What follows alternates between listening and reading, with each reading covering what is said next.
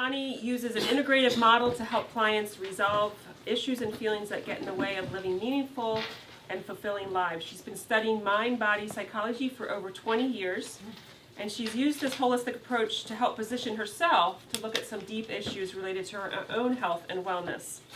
This was helpful when she was diagnosed with cancer, breast cancer, 9 years ago, and she was able to heal herself with only natural methods. Interested in that story, she'll share tonight. She believes this balanced, holistic approach gets to the root of all physical and mental challenges. She's going to help dispel some old wives' tales and help us learn the truth about health. And I'm looking forward to our topic tonight because it's near and dear to my heart as well. So welcome, Connie. Thank you.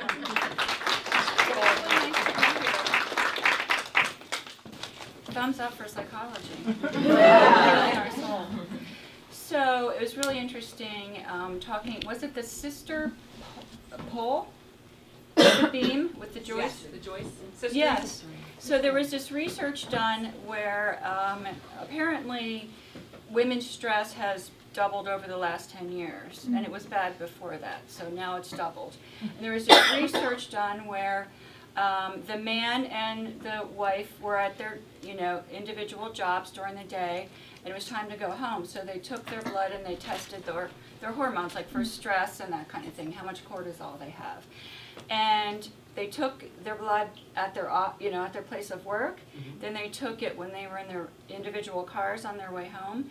Then they took it when they got to their driveway, and then when they were entering their house. And as they entered the house, the man's stress hormones went down and the woman's stress hormones went up. Now, why would that be? Say that again? No surprise. No surprise. Every woman knows that. So one of the things that they realized from this study is that a lot with out in the workplace, a man uses a lot of testosterone, and that's like his hormone. And a lot of the jobs that we do are very, they take testosterone. They're masculine. It's masculine energy. I'm sure you know a lot about feminine and masculine energy, but a lot of jobs are masculine. So when they come home and then they can sort of relax a little bit, if that's what they're doing, they can replenish their testosterone. But if the woman is using testosterone during the day, if they have a corporate job or a lot of the other kinds of jobs that aren't really feminine energy, because they're making money, they're not using one hormone, which is oxytocin. So when I walked in here tonight, and it was like a group full of women, it's that immediate, like everybody gets it, we're all on the same page. So it's just really important for us to understand those ways that we can nurture ourselves and can keep that oxytocin pumping, because that's what bonding is. That's the hormone of when there's childbirth and breastfeeding. Intimacy, a really good conversation with a girlfriend and you don't know where the time went. That's all oxytocin producing. Taking a hot bath, relaxing, being in nature. So that just reminded me of that when you were talking about that sister beam. And then at the Nakashima room in the Michener Art Museum, the one pole that holds up the whole is called the mother pole. So we often feel stretched in a lot of different directions because of our multiple roles, which is how I got into my situation a number of years ago. So I'll give you a little bit about my background. I started working as a therapist in the two different prison systems, and I worked for an agency called the Program for Female Offenders. And the reason the program existed is because women prisoners have a lot more issues than men. Usually when the man goes to prison, the mother of his children is at home taking care of them. When a woman goes to prison, the state takes their kids, her children. So there's a lot of issues that they have, and most of the women that I worked with were heroin addicted, and they were in prostitution in the sex industry. So I worked there for about 2 years. And while I was doing that, I was getting one of my degrees, and I was going to a spiritual homeopathic psychiatrist in Princeton. And so my psychological therapy was very spiritual as well. And he was a very spiritual man, and he just gave me homeopathy. And So I was noticing the importance of this spiritual dimension to therapy, and I read, you know, a lot of the research about people who succeed in prison and on parole. And what they found is that, you know, the people who stop doing their crime or stop doing their drug or start doing the kinds of things that mainstream life wants them to do, like maybe become a secretary or work at the car wash, whatever the thing is, they say, so, okay, so like what now? There's nothing profound about it, but that life before being in the prison was very profound. Suffering is very profound. It makes a person go very deep inside themselves. So when they come out and then they're, you know, in recovery, or they successfully completed their, you know, term in prison, they feel wanting. So a lot of times, just because there's nothing more, they don't feel like there's anything deeper than that, they'll just go, oh, forget it, I'm just going to go commit a crime. So some organizations like, what's the name of that organization where the bikers deliver Toys for Tots and that kind of thing? When they do that kind of thing or volunteer in the soup kitchen, they feel like a lot more meaning.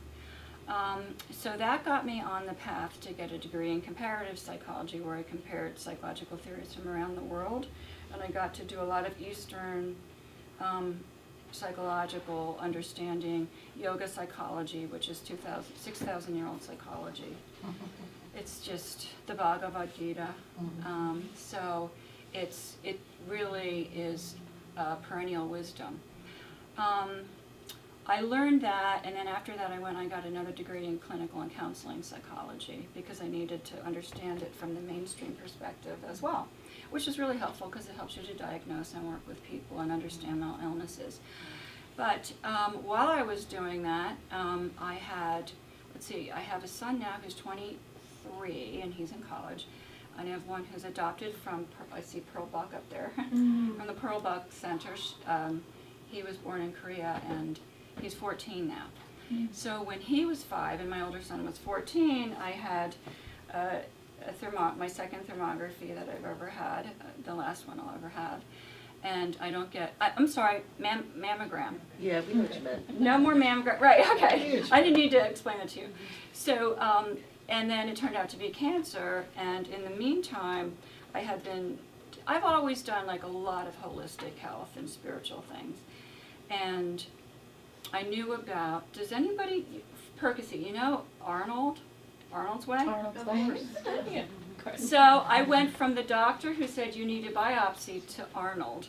And he sat, like he does with everybody. I used to just go there to eat, you know, and get some juice. Well, now it's time Tell to... people who Arnold is. So Arnold is a man who healed himself from heart disease, I don't know, maybe 15 years ago. And he has a raw food restaurant in Lansdale at the train station. And he's known around the world. I mean, I've been there, and was wearing this headband from this guy in that this guy in Thailand sent him. A woman that was going to come to the United States to do her fellowship at a hospital and to become an MD at a hospital in Philadelphia. He inspired her. She came from South Africa and lived with him for a while she was doing her fellowship. So Arnold just is like, he has met so many people and helped so many people from all kinds of diseases to get back to health just by helping them to remove toxins and add nutrients. So I thought I was doing that, but I was also, as one of the holistic doctors said to me, I was burning the candle at 3 ends, you know. In school, my husband traveled for work, and 2 kids, and often apologized for myself, apologizing for my existence. That was sort of like, you know, feeling like, do I deserve to take up my silhouette, my energy here?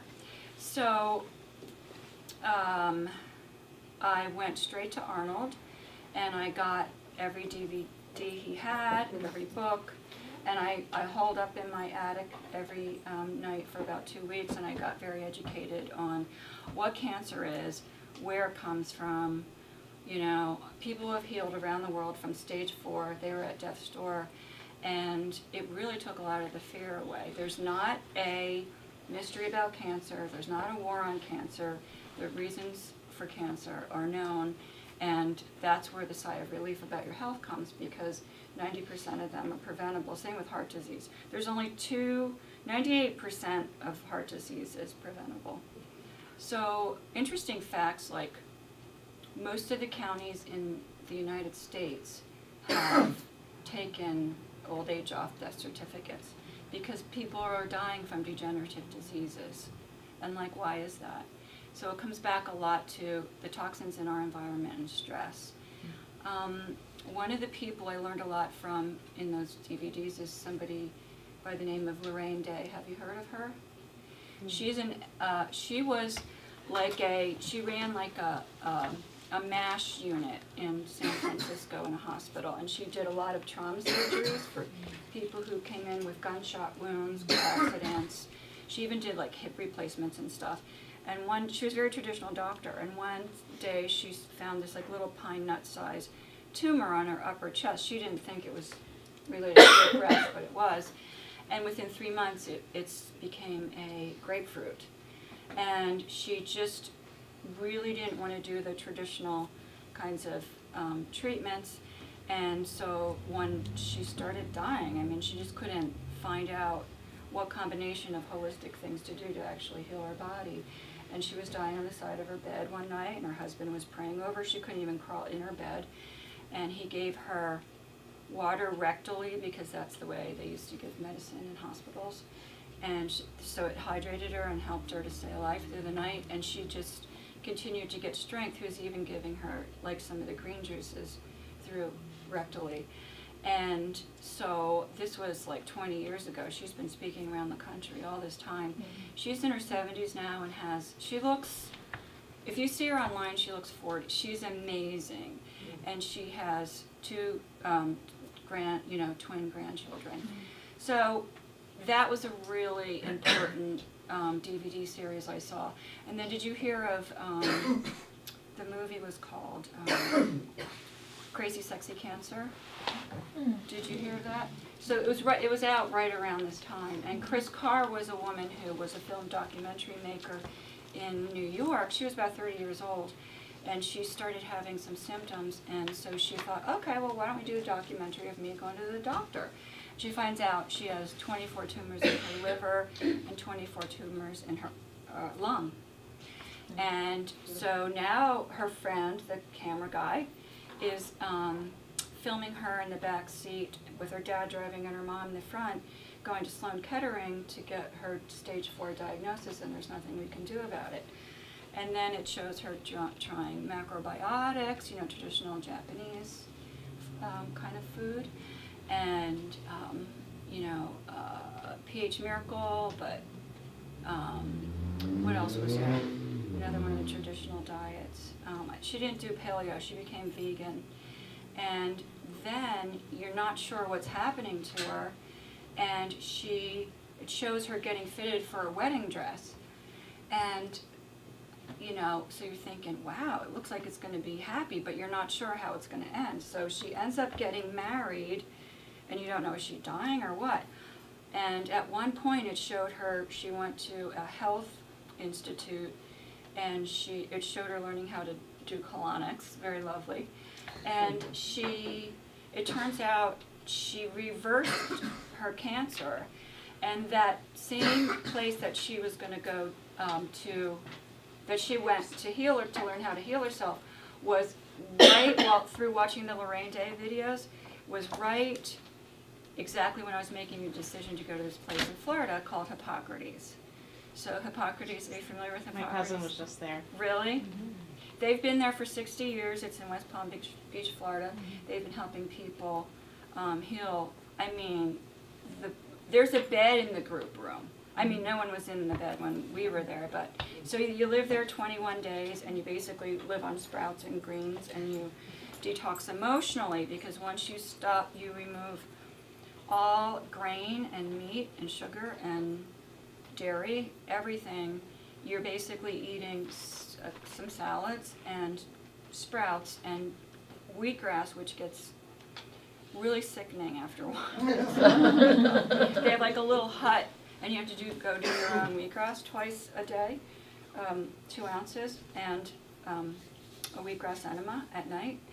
And it just gets, the whole little room where you go in there just smells like wheatgrass. I used to like the scent of a lawn road in the summer. Well, it's really a lot like that, but really intensified. It's so healthy that you just do it anyway. Now when I do wheatgrass shots, I'll just like, it's like tequila. I'm not a tequila drink, but it's like bite on a lemon and quick do the shot and bite on a lemon. So I happened to make that choice of that place to go, and before I went though, I wanted to talk to like older women who have done this a really long time ago, because then they'll all feel safe. They're not worried about it anymore. This is how it can be for me. So I talked to 5 different women. One woman was from Saskatchewan, Canada, and she was like in her 80s, and she healed herself like 50 years ago. And her husband was a farmer, and her whole process helped him decide to change to be an organic farmer.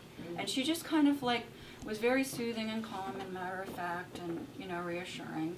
And then another woman in near Lake Tahoe, she was 30 and she found out she had breast cancer, and she reversed it a number of years before that. And she, this 30-year-old woman was giving me tips and that kind of thing. So I did the 21 days at Hippocrates. And now, mind you, in the meantime, the woman doctor who did the biopsies, office was calling before I went to Hippocrates and saying, well, Dr. So-and-so wants to know what you're doing because I didn't come to the next appointments. I canceled. Well, they get scared and they want to know. And so, I said, oh, that's okay. I made a decision. I know what I'm doing, and I'm taken care of. So then they called again, and like kind of putting pressure on, and I said, well, we need to know what you're doing so the doctor can approve of it or not. And I said, well, I think I'm the one who approves of what I'm doing, and I really researched it, and I am followed by 2 doctors, one from Johns Hopkins and another one who's one of the directors at Hippocrates. So I didn't tell them who or where I went because I wasn't comfortable. This is all gut. I'm just following my intuition. Do you know Eckhart Tolle? Everybody here knows Eckhart Tolle. In his book, The New Earth, he talks about when you're sick, a lot of ego is removed while you're sick, which is a nice little break, because then it comes back when you're not sick anymore. But so if you had a really bad stomach virus and your friend invited you to go to an amusement park and go on a roller coaster, would you hesitate to say, oh my God, no? So that's how it is when you're healing from cancer as well. And I just didn't, so what I did was I kept people who if you say cancer, they're going to think horrible treatments and death. So I didn't want to set that chain reaction up. So like 3 people knew: my therapist, my husband, and my sister, and my doctors, of course. So no one knew. And I just never went back to the mainstream doctor again. Went to Hippocrates, did the 21-day cleanse. As I said, when you start cleaning your food up, a lot of that food produces morphine-like substances. So, that's why a lot of people aren't doing gluten right now. And that helps to, anesthetize your emotion. And when you just are like cleansed after about 5 days of detoxing, which feels like you have the flu, your emotions come out. You have people like we're having these crazy dreams, and it was all detox, which was fine. And then I think that one of the best things that I got from going to this particular place was 20 hours of education a week. And that's a thing that really helped me so much. The treatments were interesting, but you could really do them at home. but 20 hours of education and just how they were connected with the best scientists in the world and the stories. And one of my favorite, I always like to hear the research because then it makes me feel more secure. One of my favorite ones was that they've been following the blood of people who go there. I mean, there's nothing special about Hippocrates. If you could do this anywhere, there's a lot of places that do healing of this kind. So, but they just have been doing it longer. So they followed this most sick people's blood over the years, and the most ill people and the most well people, their blood. A lot of really healthy people go there from around the world because it's like the raw food mecca. It's like where to go. When I was there, this guy from Saturday Night Live was there, this guy from Wimbledon, somebody from Ireland, Iraq, France. It was just so interesting. A lot of them were really healthy people. One woman came and she just came to learn how to do raw food so she can open a raw food restaurant in Spain. So they followed the really healthy people and the really ill people. And within 2 years on that same program, the most ill people their blood and immune system and health is exactly the same as the most healthy people who were never sick. So it happens. And as long as that's why I needed that education, because we don't hear this. We don't hear about this. We don't even think that it even can be true. So the first thing in any situation that I do and help clients with is to help them be enlightened more about what the facts are and get a really good understanding of whatever the situation is. Because if you're doing some kind of protocol, you have to believe in it and feel good and confident in it, it's because your mind, you don't want it to sabotage you. So I just was set up from the beginning after all those videos and hours and talking to a lot of people. So then I got home, but what I was going to quick say about therapy is that with that first week we were there, I wasn't on any medications, but a lot of people are on medications, and they said, if anybody here is doing medication, be in touch with your doctor and they have doctors there too, but be in touch with the person who prescribed it, because within a week you probably are going to be able to cut it in half, because you get so cleaned out you don't need as much. So that was really interesting to me because I started applying it psychologically. I'm thinking about all the people on psychotropic drugs, and so when I got home, I'll leave that part till later as far as like clients and how I apply that to my practice, but as far as following your gut and intuition, let me see, so I need a lot of calories, and I wasn't having a lot of calories. I just burn calories fast. So I wasn't eating enough. I was eating enough to cleanse, but I wasn't keeping it up, because when I got home, the next week I started my intern. You're supposed to not, have any stress. And for 2 years, it takes under a year to heal and to remove the cancer, but then another year to build back up, to build your strength and everything back up. So I came home, and a week later my internship started, and so I was going to school. I was doing my internship in psychology, and I had my sons, and pretty much life back to normal. My husband didn't stop traveling because he couldn't. So that was September that I came back and started school, and by November I found out I was getting divorced, which was actually part of the cleansing process. It was like, oh my God, exactly, yeah, why didn't I wouldn't have thought of that because of nesting and because it's hard to break up a nest as the mother for me, but it was so right, and it was part of the cleansing. But as far as intuition goes, I'll tell you this story, what happened. About 3 months into the real strict, you're 100% raw. I was 95% raw because at my internship I used to get rice and bean wraps at lunchtime, but because I was so hungry.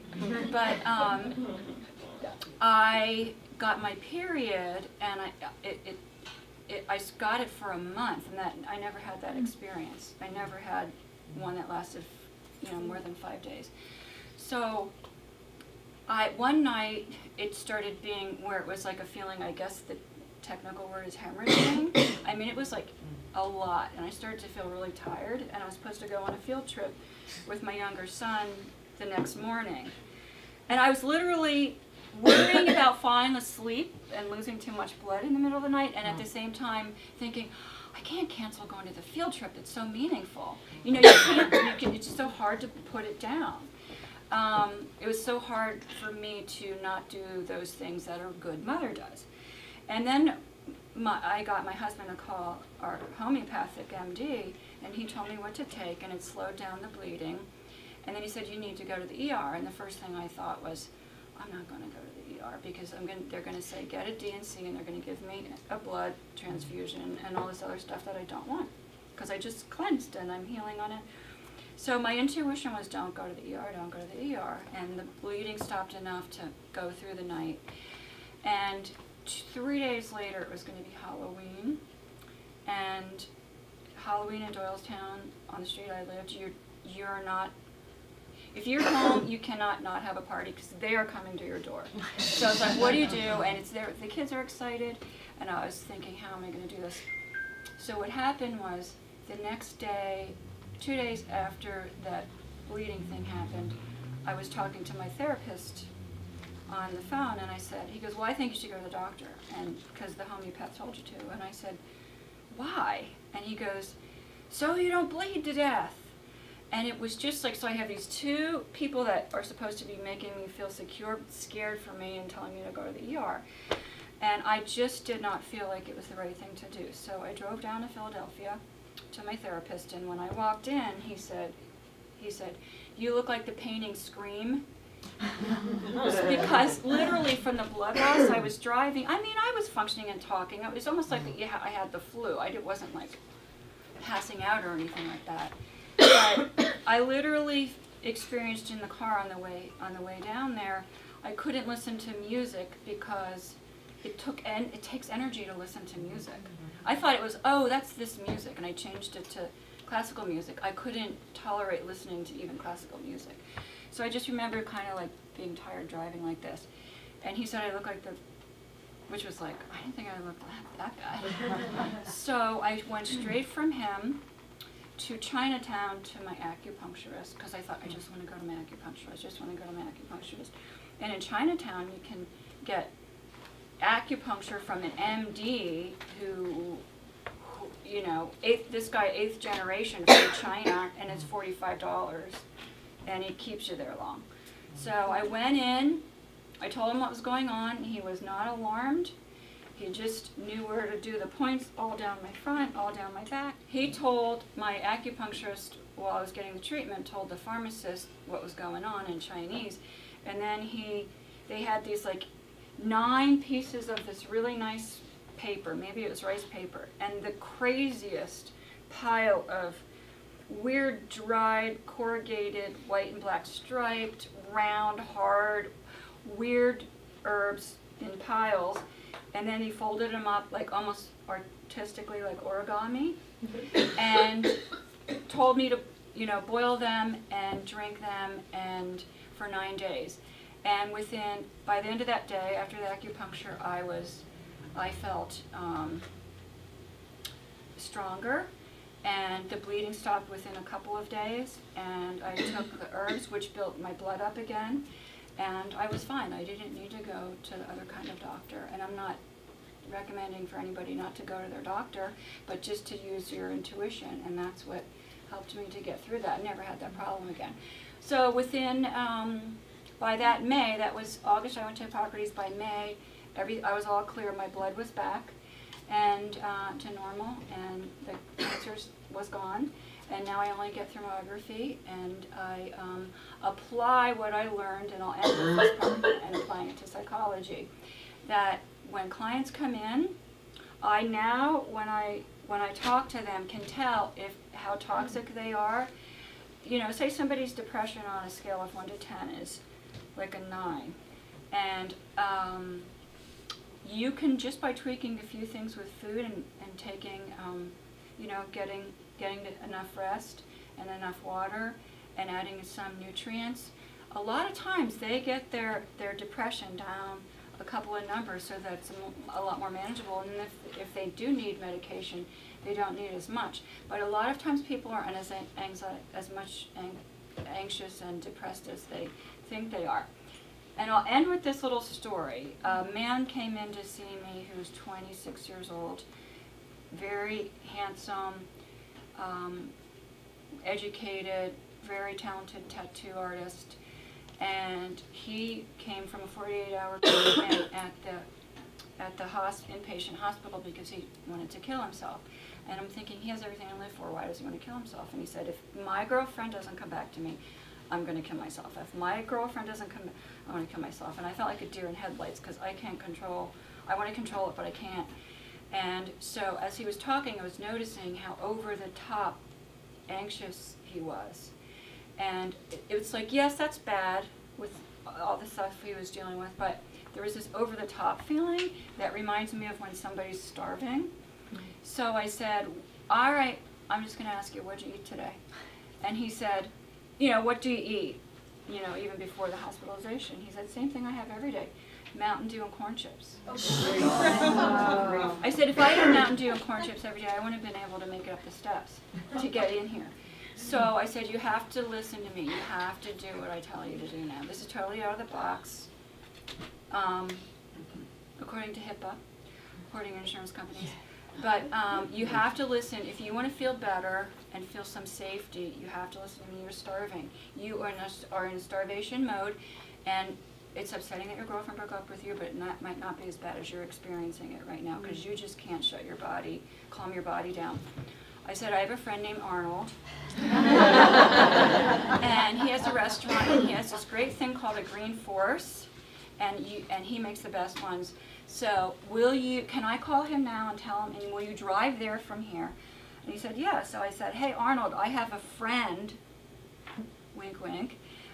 He's coming over. Can you make one of your green forces, which has the best, highest quality spirulina, because Arnold knows which one to get, and it's 80-90% effective on anxiety and depression. So by 10 o'clock that night, that guy texted me, and he said, I have to tell you that my dad went with me. I loved it. I felt better immediately.